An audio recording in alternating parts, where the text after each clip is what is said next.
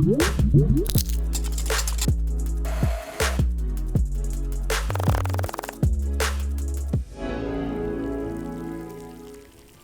Scott, Development Chef from Panasonic here, and in this video I just want to show you what to expect when you receive your SCV2.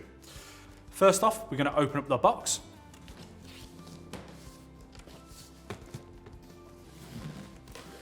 And then on the top layer, we're going to find 3 items.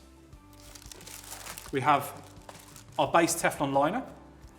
Next, we have our pizza paddle for ease of taking product in and out of the oven.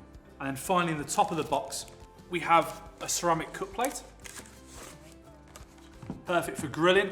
Once we've taken those 3 items out of the box, we can then remove the protective polystyrene. Once this is done, there is an internal cardboard sleeve that needs to be removed. We are then able to take the oven from the box. We recommend 2 people remove the oven from the box as it weighs around 38 kilograms. Once your oven is in the correct position, there are just a few more little jobs that we need to do before we can start using the oven. First, we need to remove the products that are inside the cavity. First, we have a green, a black, and a blue Teflon basket. These are for use of placing our food items before they go in the oven. Green designed for vegetarian, black for universal, and blue we can utilise for raw fish or raw meat items. There is now a protective cardboard sleeve that has to be removed. This can be quite awkward as it is wedged in quite tightly. Once this has been taken out, we then have our final box inside the cavity.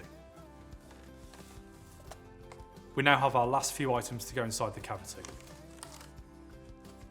First, we have our wire rack. Next, we have our white ceramic cut plate.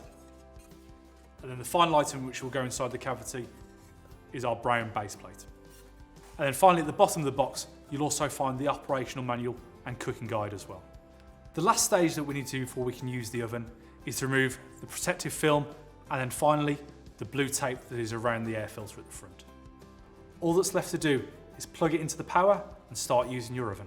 I do hope you found this video both useful and informative, but if you do have any further questions, please do get in touch with Panasonic UK.